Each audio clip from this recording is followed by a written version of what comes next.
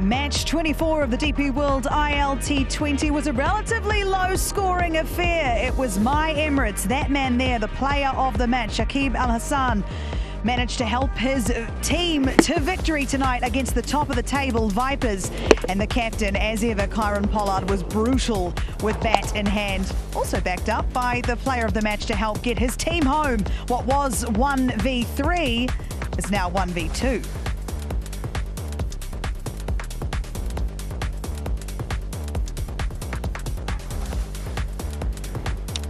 So as you can see, a relatively low-scoring affair. As I mentioned, 2 games and 2 nights on that surface, and the Vipers struggled on both occasions with the bat out here at Dubai International Stadium.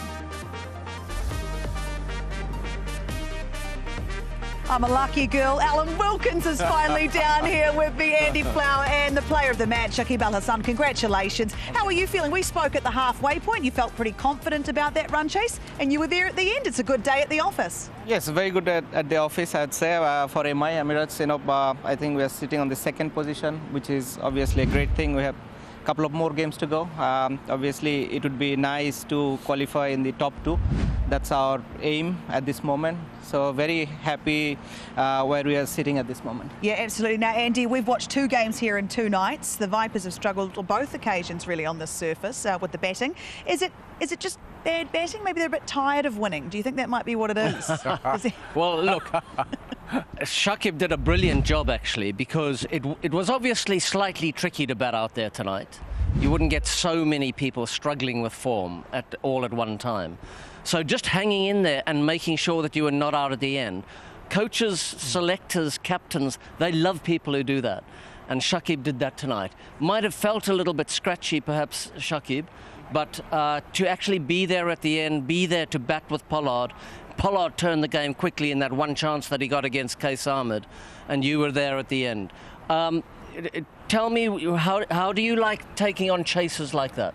Yeah, I think it shows a lot of characters because, obviously in T20 games, you'd like to hit boundaries. It's not easy for a batsman to go out there, and defending like a test match or playing like an ODI match. So obviously, if you are a spectator, it might not please your eyes, but that's the dirty game someone has to play. And in our team, most guys can hit 6s easily.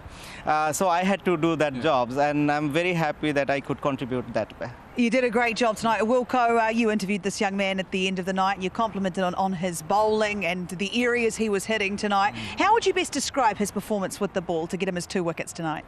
Straight out of Mirpur.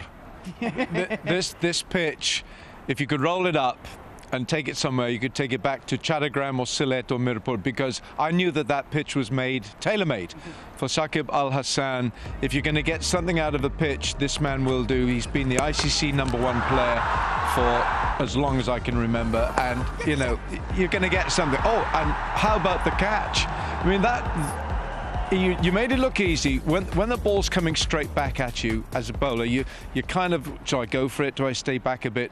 It was a very good catch there. That's part of our Cycle Hub catch of the season. I just thought the pitch was tailor-made for Shakib Al Hassan. And how quickly did you figure that out, do you think? Once you started out there, do you think this could be my night? No, looking at the tournament, I always felt like this pitch will suit me more than any other pitch in UAE. So I was looking forward to play actually here in Dubai. I couldn't get the opportunity to play the other game when we played, but today I got the opportunity, so I had to make sure that I put the ball in the right areas. There are natural help for a bowler. If you put the ball in the right areas, if you're hitting the stumps consistently, I think that would do job for a bowler. So that's what I was trying to do. Well, let's have a little look at some of your variations on this pitch here tonight. And Andy, when you look at them, what does it tell you? What story does it tell you about his performance tonight with the ball? Well, there were a couple of lovely big turners. Both of those balls turned appreciably. That's a big turner and bounced. Look where Pooran took that. And then there's the arm ball that slid across. Seam up arm ball. Beautiful piece of bowling that beat the left-hander on the outside edge. That was wonderful bowling to watch. So those sort of variations, obviously you've been doing that for many years now. Tell us a little bit more about your bowling tactics on this type of pitch? Yeah, I think vary your pace in this type of pitch especially is very crucial. You know, when you ball a little quicker, it might skids on one, and then when you throw it up a little more, you know, it got spin. So very hard for the batsman, but bowler need to make sure that they put the ball in the right areas. You know, they play with batsman mind rather than anything else. Yeah, and you are the master of playing with the batsman's mind. I've been playing for long, so I know many batsmen. You do. Yeah. The other thing is, Laura, about Shakib, and Andy, how many players do you ever see rushing at Shakib? They don't, because you bowl it from here, it's flat, and you spin the natural spin of the ball, but nobody rushes down the pitch to you. They're scared. In fact, You must see them coming as well, if they do.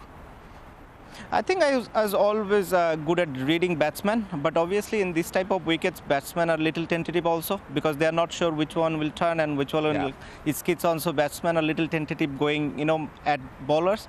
So I think that's what happened when they're not sure about whether it's turning or not. Well, I'm going to let you go because you probably need a cup of tea and a lie down after that. You had a good day at the office. Thank you. Thank you for coming over and talking to us. Really appreciate it. You can go and celebrate with your troops now. Congratulations. And second spot's a nice way to finish the evening. Thank you so much. Thank Thanks, you. Shakib. Well And done. boys, he's not that scary. I don't know what you're talking about. Thanks, No, Shakib. he did a great job, and he was backed up beautifully by Zahoor Khan. We saw yesterday he played incredibly well. What did he continue to do from yesterday today? Zahoor? Yeah. Yeah. Well, Zahoor's particular skills are bowling Yorkers and bowling slower balls, and that's why he's used at the death a lot. So Pollard has worked with him before. I mean, that's a full toss that he's got wrong, and he picked up a wicket with it. But that's what he does well.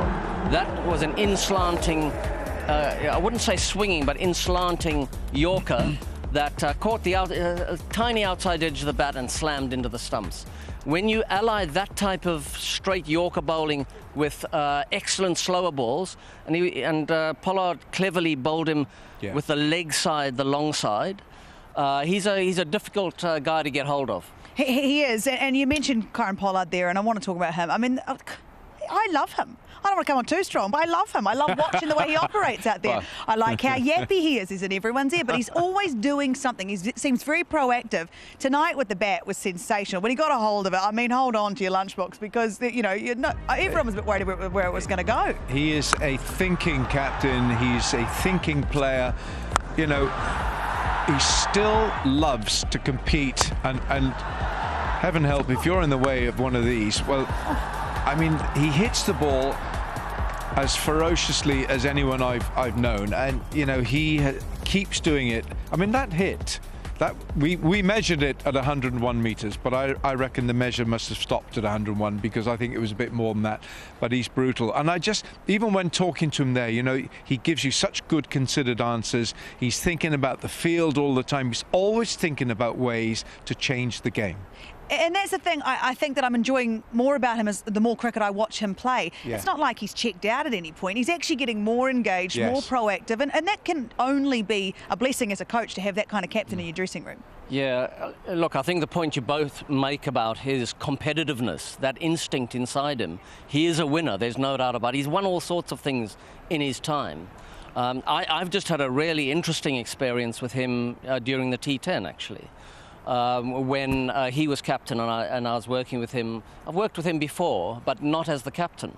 And I really enjoyed the experience. He's a guy you can trust to make a lot of really good decisions on the field, but he carries himself in the manner in which other people will find him easy to follow. He's authoritative, but he's player-friendly. He's understanding of people's foibles.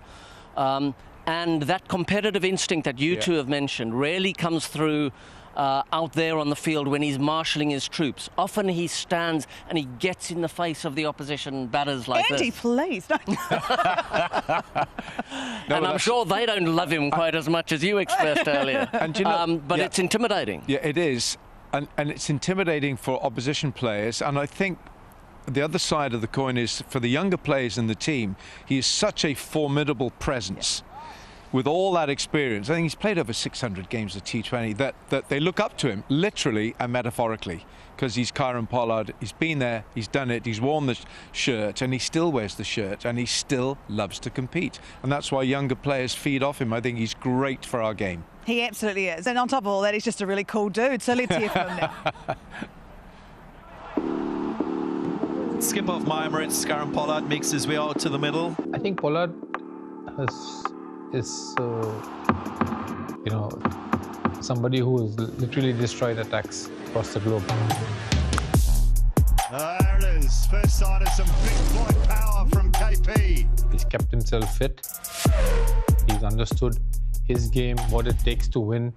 He mishits them out of the park, this Kieron Pollard. What it takes to perform on a long-term, consistent basis. The big man is still hitting big shots. He's got so much power. Grounds just are not big enough for him.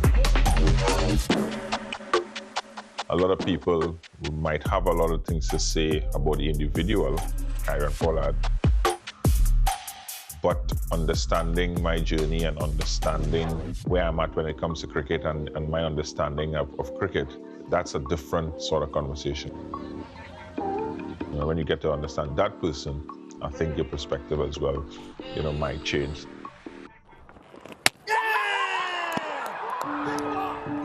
My journey right now is sort of we look at it as a hybrid model where I'm playing, I'm coaching. I'll continue to learn, continue to evolve, and continue to stay in touch with the younger generation, because you can't go too far out of touch with them, because then you'll be left behind. One of the most important things is giving back. Obviously, I've gathered a lot of knowledge around the world, and it's something that, what I didn't have in life, is that person who has been there, done it, and being able to pass that on. So for me, the coaching aspect of it is just trying to help the next generation be the best versions of themselves, not change them, because they'll come with different skill sets and all of that, but help them to evolve, because it's a very difficult place to maneuver from a mental, emotional, physical, and performance perspective.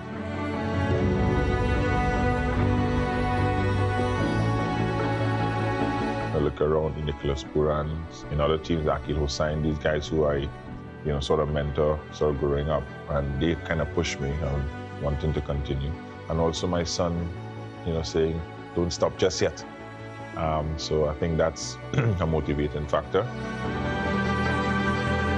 But as I've always mentioned, once the body feels right and the motivation is still there to play, then I'll continue.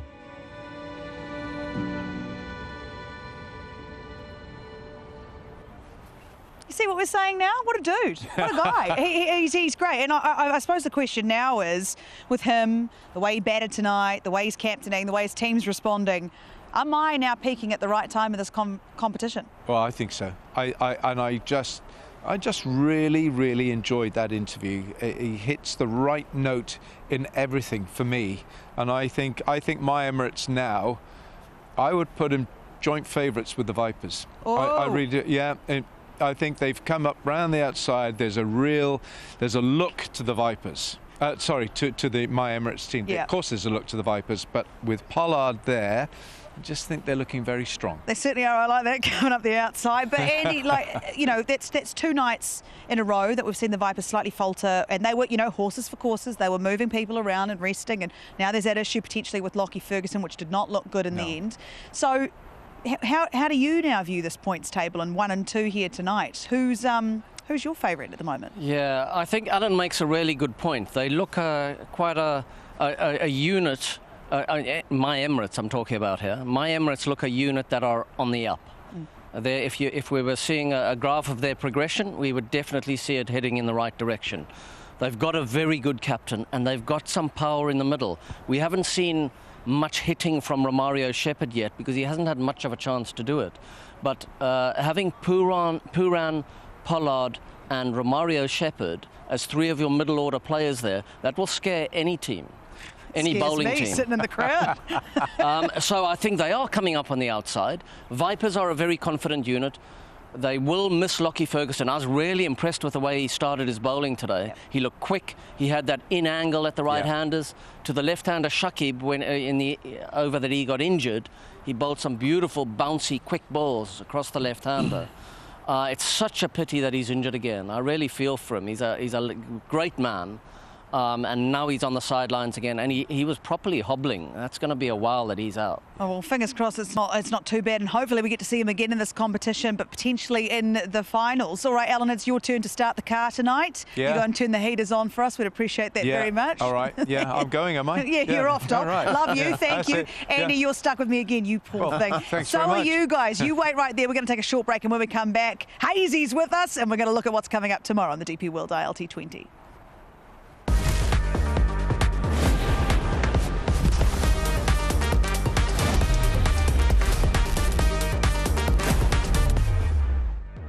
Welcome back to Cricket Safari. Match 24 has ended with points for My Emirates, which now sees them sitting in second spot on the leaderboard under the Desert Vipers, who of course are the only team to have qualified in the competition so far.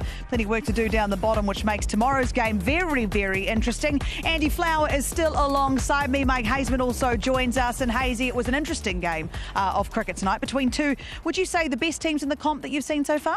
Yeah, I mean, obviously you've now got to sort of question whether they should have left those players out. I guess what happened to Lockie Ferguson, maybe that's the right call. I'm not saying that the stress and strain on all the players is the same, but Lockie's had some problems, we know that, and let's hope he's going to be okay. But yeah, it was a game that didn't catch fire really, I suppose, but Emirates I think are peaking at the right time. So it's given Emirates maybe a bit of wind in their sails at the time they need it, with Vipers going down today, not scoring enough runs, simple as that. Andy, we've had a couple of matches that have, well, we've had so many matches come down to the wire. These last couple, which have been, low scoring and one team really not being as successful as the other. It's an interesting contrast to what we've seen already in this competition, isn't it? Yeah, the last two games have been quite one-sided, and it's because the teams batting first haven't batted particularly well. We do know that the conditions early in power play in the first innings here in Dubai Stadium are a little bit tricky, and not enough batsmen are finding answers to the swing that they're finding in power play. So really the coaches, the captains and the players need to put some thought into some of the tactics, the batting tactics, and batting methods that they're using in power play, and come up with better answers than they're giving at the moment. Yeah, because we are, of course, coming to the business end now. Before the game tonight, Hazy, you talked us through what you thought was the ball of the tournament so far. Yep. Bowled by a young My Emirates bowler by the name of Gazunfa. Yep. Tonight, how he went tonight. Was it what you saw yesterday? Did it get better? Did it change? A lot of variation. His wicket was sensational. He picked up a wicket early today, which was sensational again, with another Kieron ball, which was quite amazing, I thought. I mean, perhaps not quite as good as the one he bowled yesterday, but I was still pretty pumped up with this one. I mean, it's quite amazing the way that he does this. I mean, you look at the standard off-spin delivery is on the left. There it is. And the Kieron ball, you can see the release out of the hand there. And if you go to the Kieron ball now, you see it flick out the front. I mean, those fingers must be so strong to be able to do that. And to get the revolutions on that ball like he does, the way he flicks it out of the front with that Kieron ball, it's quite extraordinary the way he does that. And brilliant stuff. I mean, it's something that he's been working on for a long time, and he's got it absolutely spot on now. And now, because of the tracks are being more used, they're getting the spinners are coming into the game more as well. Happened yesterday, of course, with that delivery that I was talking about. We saw earlier from Gazunfa yesterday. Happened again today. So the tracks are bringing the spinners into the game more. Noor Ahmed no more for the Vipers, so that's a bit of a problem for them. So Case Ahmed's got to obviously lift his game to make sure he covers that base as best he can possibly do. But yeah, spinners are coming into it, and I think the class spinners like Gazunfa is going to make a big difference again. Emirates get another little step forward. When you are working on a new delivery, whether it's the Kieron ball, whatever it might be, how long does that usually take? How long would you advise as a coach that you work on it until you use it in a game? I think, like with most things, it's very personalised, the answer to your question. So, some people, they might feel comfortable with the change or the development of something new straight away. For some others, they might take months or even years to get really skillful at it. But that skill out of the fingers that we see from Gazunfa is an amazing skill, and the feel that you require. It takes many years of experimentation and repetition, and constantly being self-aware about what you're feeling and the outcome of the delivery at the time. So that will have taken a lot of work with coaches, probably work on his own, maybe even work messing around with the ball in his hotel room in the evening. But the feel out of the fingers is absolutely crucial to that incredible skill that these finger spinners and mystery spinners require. That is a beautiful delivery to Phil Salt in Abu Dhabi yesterday. That was the one that just held up and just hit the top of our stump.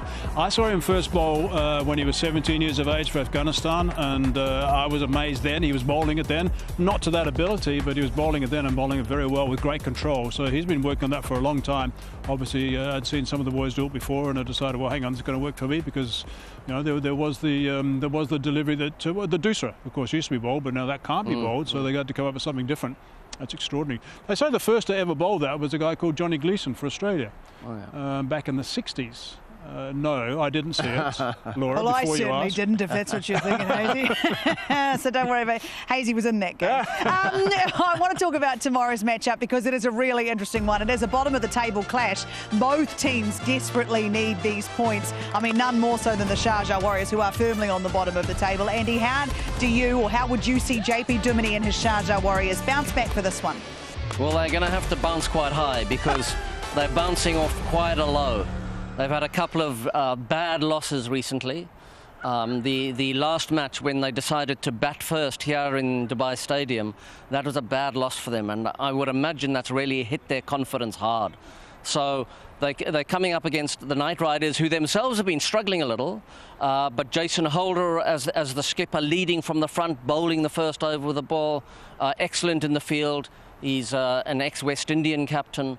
I would imagine, that Warriors are going to find it hard. I think they will find it hard. And ADKR, despite not having all of the wins, they've got close in a few games, which is more than can be said for other seasons for ADKR. And on paper, they're an incredibly good side. So who are you picking? On paper, but they play on grass, of course, and sometimes they haven't got it quite right. I like that. I thought they were coming right, and I thought it was a bit of a setback for them yesterday, and they got done by Emirates, which they'll be thinking about that quite a bit, because they should have won that quite easily in the end.